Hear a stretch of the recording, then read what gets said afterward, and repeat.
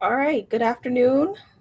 My name is Dawn, My name is Elise. and we are librarians in the Chicago metropolitan area, YA librarians.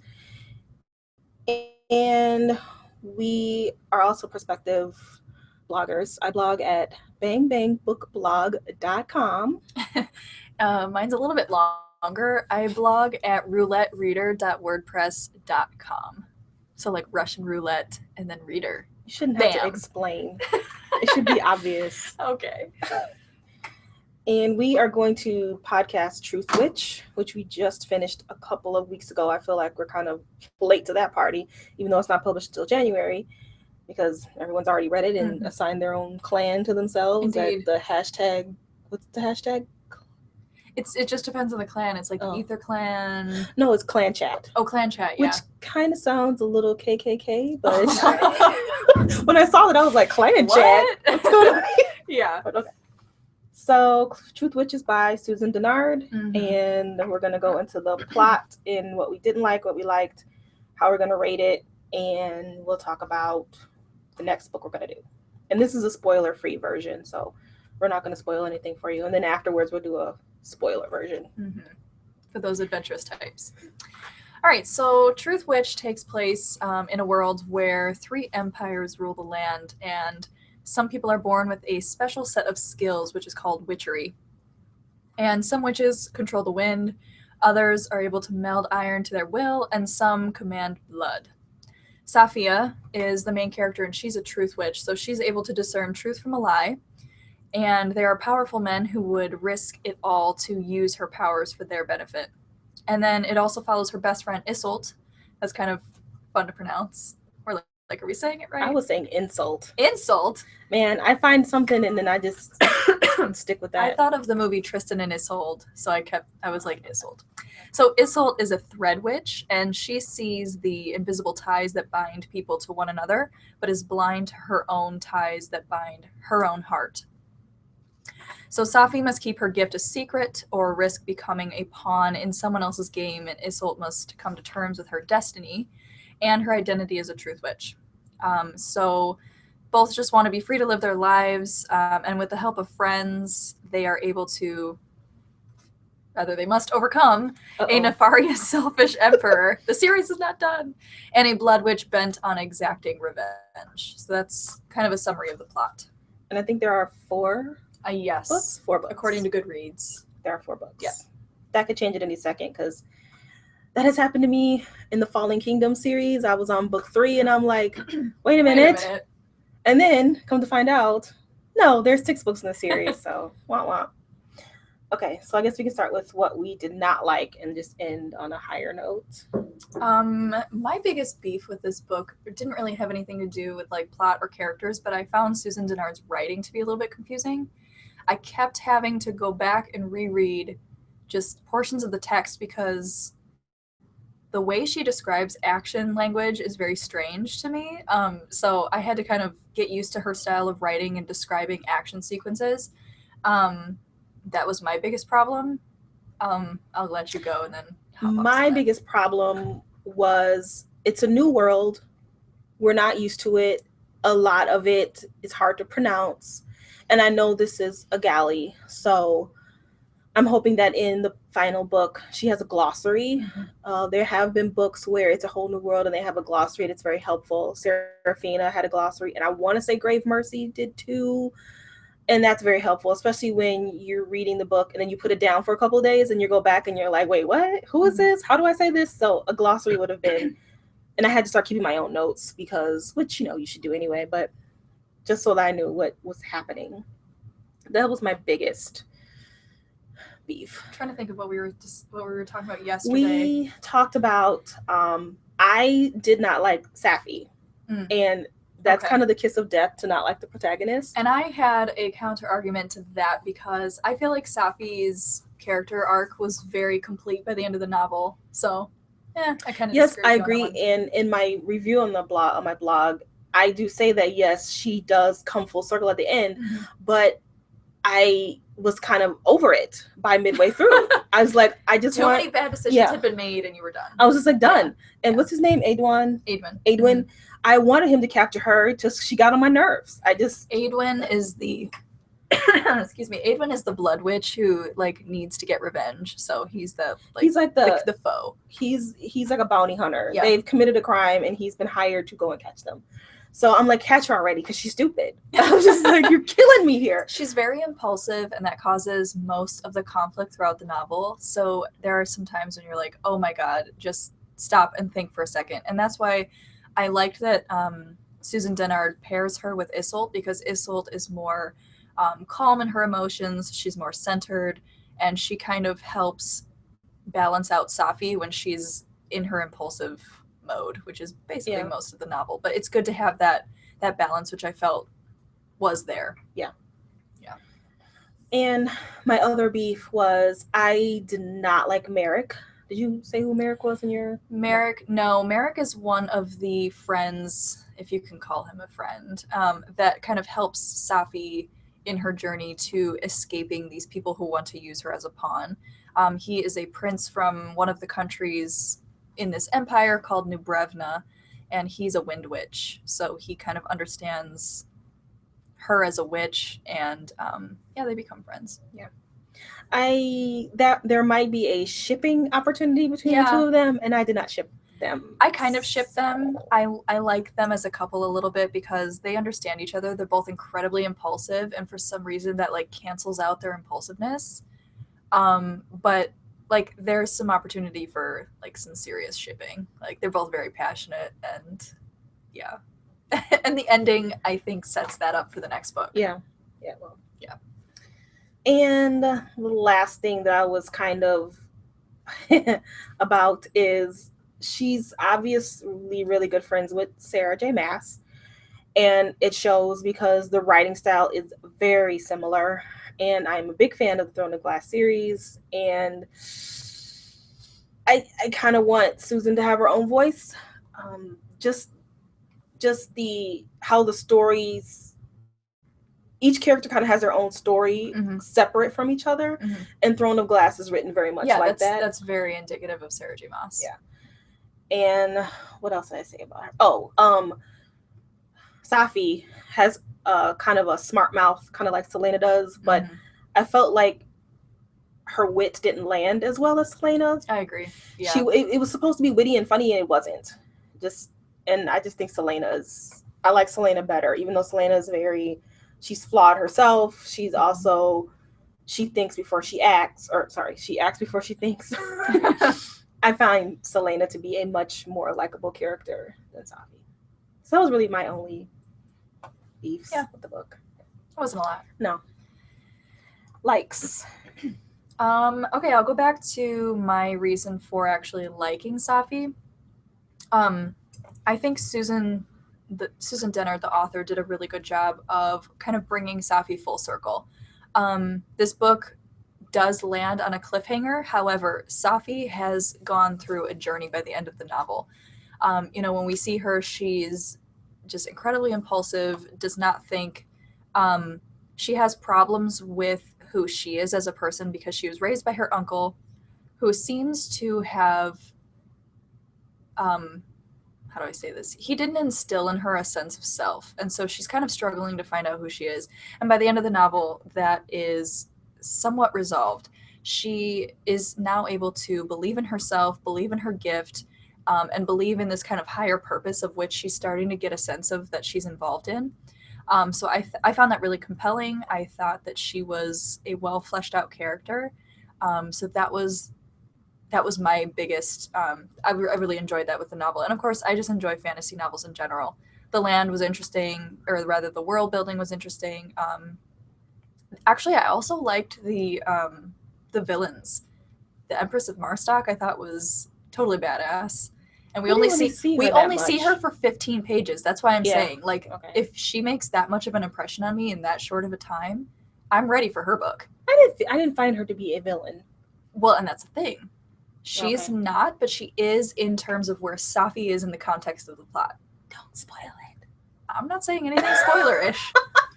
That's made clear on the second chapter. Okay. That the Marstocks are not on the side of Kartora. That was not a spoiler, by the way. But no, that's what I'm saying. Like, she really, I think, writes good characters. I liked that about this book. Yeah, she's flawed. Yeah, she's annoying at times. But anyway, yeah, the villains were equally compelling. So that was what I liked most. You take it away. I like the world that she creates. I always like a good world. Mm-hmm. That's one of the reasons why I like fantasy and not contemporary and realistic fiction so much, is because, contemporary realistic fiction are a lot of times it's a little sad, and there's only so much you can do with that. With fantasy, it's infinite. And so I really did like her Witchland world. Yeah. Even though I couldn't pronounce half the things. But you're right. That she's got a religion fleshed out. Yeah. She's got culture fleshed out. She's got different heritages fleshed out. She's got there's race relations in the book. She's got a lot of stuff going on that really gives this world a lot of depth. That was very cool. Yeah. Yeah. That was the biggest thing I liked.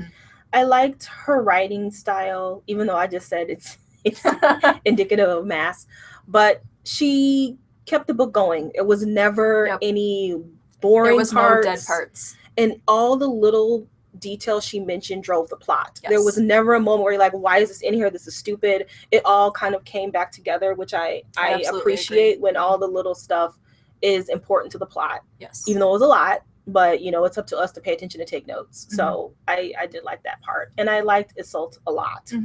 And I was actually more interested in her story more than Safi's. And I think the next book is Wind Witch, which is Merrick's story.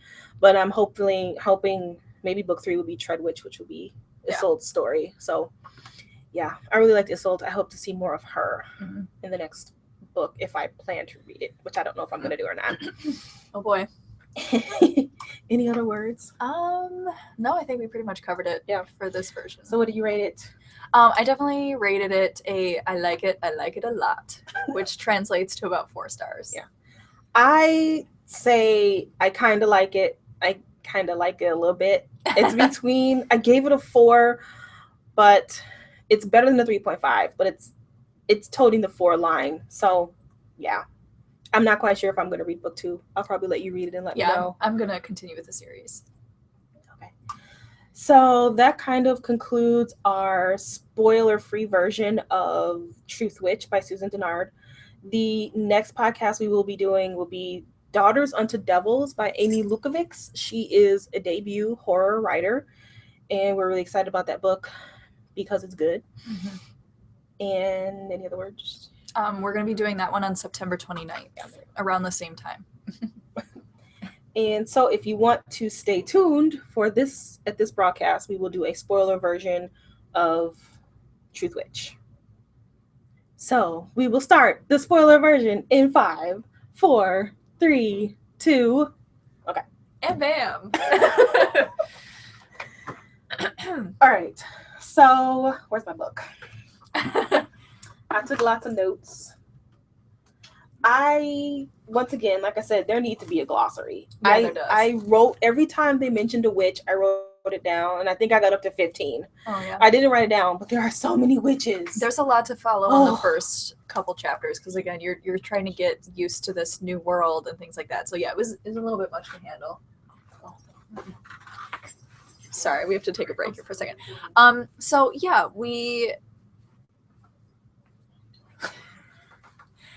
Sorry, we're at work and people are walking in. Little interruption. We're at a library. We are librarians. Go ahead. I don't remember what I was saying. I wasn't listening to you. I was trying to shoot people away. We were talking about how there's so many people that you have to follow in the first couple chapters. Yes. And she jumps right in, which normally it's okay. That's fine. Yeah. But I personally did not get confused. Like, she started reading it a couple weeks before me. I'm the dumb here. No, I'm not saying you're dumb. I'm just saying I personally didn't have a problem following with the people. I thought she explained it very well. But yeah, that was not my hang up with the novel.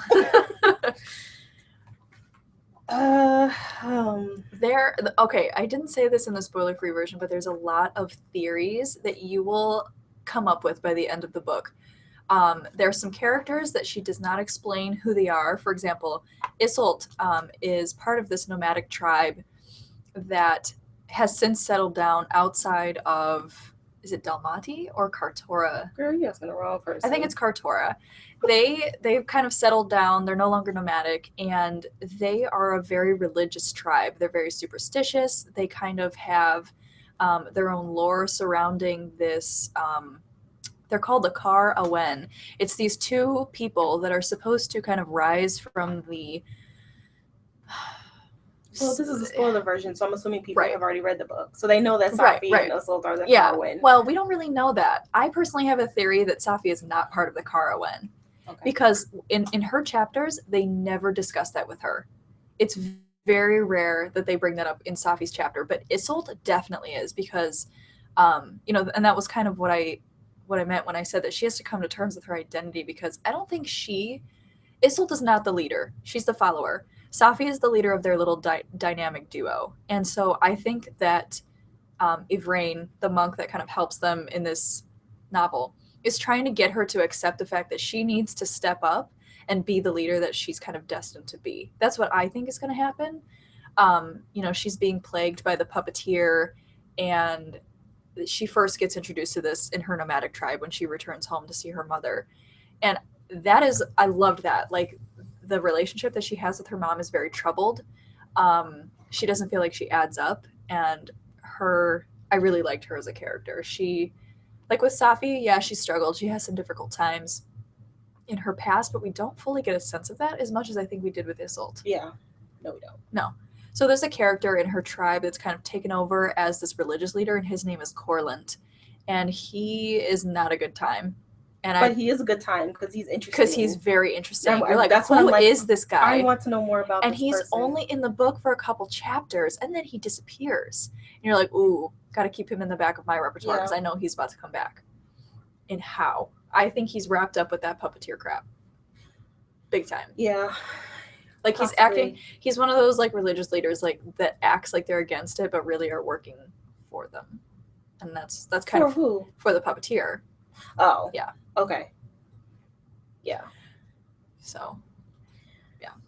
There's a lot going on in this book. Lot. There's very many layers, which is good. Sorry. It's very good. I like that happens.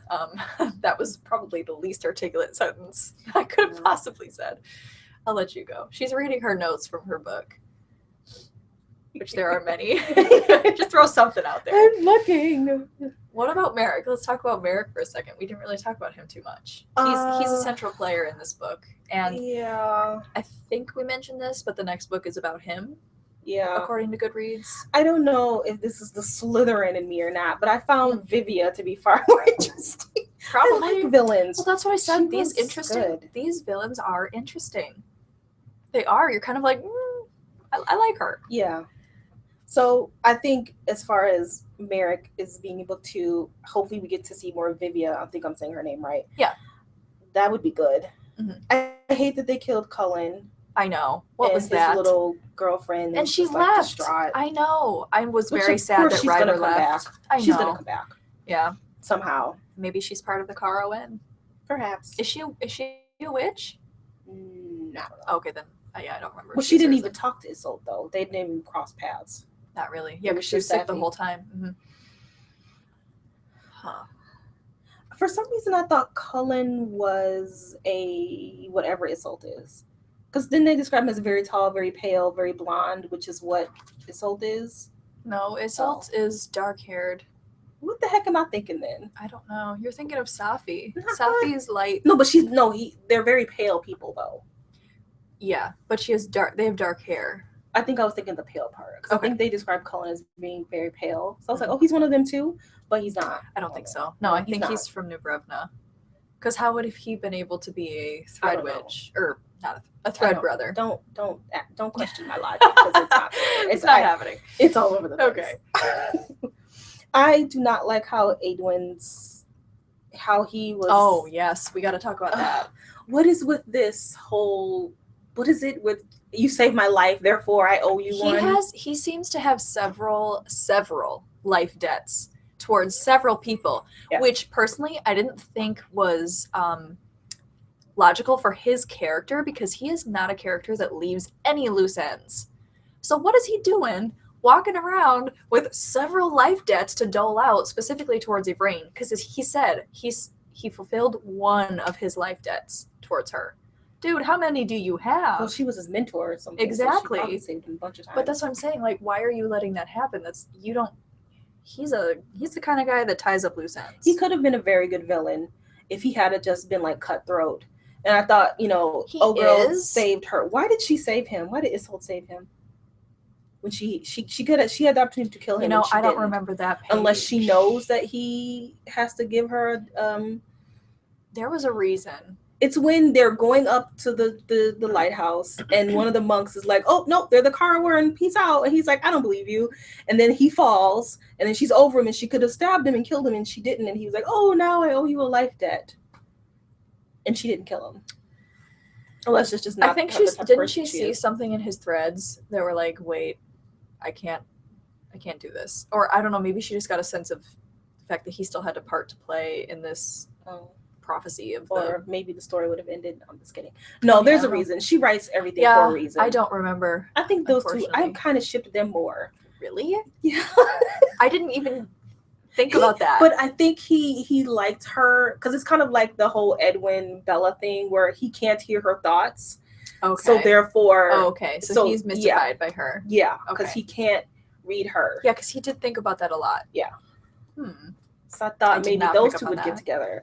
But then he's like, "Man, I'm going to be back with my dad." Yeah, there's a... Okay, so he obviously is working for his dad, which we don't find out who he is until the end. And that was a problem I had. So there's a line in the book, obviously, that says, his dad was the Raider King of Arthwania. And it was supposed to be this shocking reveal, I felt like, because it was one where they like completely typeface and it's its own sentence. Whenever an author does that, it's supposed to be shocking and read and understood.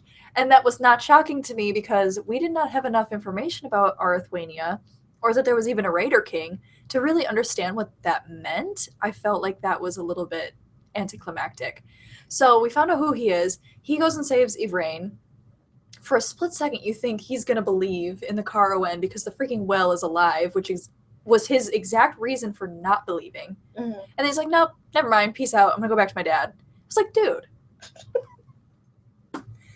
Like, that was your reason for not believing, and here it is working. I don't understand. So that, I did not understand him at the end. I was like, what is this? I thought that was a shame, because I liked him a lot. And then his character just took a total left turn. Yeah. Like, well, what's that all about? That was confusing. So, what do we think? So, Safi is now going to be the Truth Witch for the Marstocks. I'm really bad with names. You're like mixing Namatsi and Marstock. Marstock? I don't know. She's going to be with Vanessa. Yep, Empress Vanessa. And I like her. I want more of her in the next book, which obviously I think she will be. Yeah. Which I'm excited for. So how do you think she's going to be a part of this war? Because they're going to go back to war. Right. What does Vanessa want? She wants to use her. Yeah, but because they're kind of one of the underdogs. They're not one of the three major empires that are ruling. So I think she's going to use her for negotiations, to just kind of build her country. Now that I'm looking at the map, Arthwania is right in the middle. Huge. Okay, that's right. It's huge. Yeah. So maybe if we had to pay attention to this, I guess so. His impact would have been more. Hence why a glossary would be helpful in the final version. She's got a huge look. She's got the whole empire. Yeah, she does. And several. Dubrovna's not that big. Dubrovna's not big at all. Dalmati's tiny too, but I was surprised that they were one of the major ones. I don't know. We'll see what happens, but I think she is going to actually become friends with Safi because they kind of seem to get along. Like, they were able to strike up a deal right there at the end. She told her, "I will help you by using my witchery, but just know one thing, like, just because I'm a truth witch, sometimes my truth lies." Yeah. Because if somebody genuinely believes what they're saying, even if it's not true in the broad scope of things, if they believe it's true, her truth witchery reads it also as true. So, she was able to get over that and, all right, fine, let's do this. Let's join up here. Which I kind of don't like that because It's logical though. It's logical, but And I don't have a problem with that. I don't like double crossers. I don't like a book where you can't trust any of the characters. I don't love like that. No, because no, I like it because hate- especially it's following a very specific line of logic, and I don't like it when authors don't think about those things. But I mean, Like, if because you you know that trust there's anybody, a reader out there. How are you gonna like anybody? I want to be able to like Because she's one aware person. of that. Safi is aware of that and understands that that's her downfall. But she could like the book starts off with her trusting this guy, and then he totally screws her in the end. So who's to say that every character is gonna do that? Look at the relationship with her uncle. She did not even know that he was not a drunk, and that's until my point. the middle of the book. It's like we're not gonna know any. We're not gonna be able to trust any character. But it's those moments that makes her more self-aware, and that's what's going to help her in the end. She starts this book completely self-unaware, and by the end of the book, she is able to discern these things much better. Surely. So that's my reasoning. I thought it made complete sense to me. It makes sense. I just don't like books where you can't trust anybody, and all of a sudden they're like, oh, I'm really your father. I'm going to kill you. I don't like that whole soap opera-esque. I don't know. I didn't get a sense that it was soap opera. No, that's what I'm thinking. Okay. That's what it's going to be because she can't discern psychos. If you're a psycho, you have no conscience, and therefore you believe everything you say. So she cannot discern the psychos against the legit people. Mm-hmm. And so anybody could be a psycho. We have no idea. And so as the reader, we can't trust anybody. And that's what I'm saying. So I don't like about that. I'll say one more thing. Not like she doesn't just discern words as truth, she discerns actions as truth. So even if she believes what someone is saying, like in the case of the psychopath, if they start doing actions that are opposite of what they've just said, she's gonna hint onto that. Okay. So I guess that's kind of the fail safe. That's what she did with her uncle. Right. He all of a sudden, I'm still not quite sure what that was all about. He pretended to be a drunk and then he straightened up right away. And so that people would underestimate him. So he's doing the long con. Yeah, he is. Mm-hmm. Really long con. I liked his character too. I was like, whoa, that was unexpected. It was a little confusing, but yeah, it was interesting. For sure. Okay. I think I've said it all. Yeah. It's a great book. I definitely recommend that people read it. I know there will be a lot of our teens that like it. Yeah, we'll probably do this for our discussion. Yeah. Book discussion. I think our teens really like this book. Yeah. And I'll recommend it to people. Mm-hmm. It wasn't the worst I've read by far. Not at all. But, hopefully, like I said, publishers, please put a glossary back here, or even something in the beginning, because in the Shadow and Bone series, she kind of, these are the fabricators, this is what they do. This is what they do. That would be very helpful. So helpul. That would be very helpful. If you just have something to reference. Yeah. But that concludes our spoiler version. Right. And if you missed it, we will be doing Daughters Unto Devils by Amy Lukovics on September 29th, which it comes out September 29th, I believe. Yeah, that's the date. So if you can get your hands on an ARC, do so. It's a really good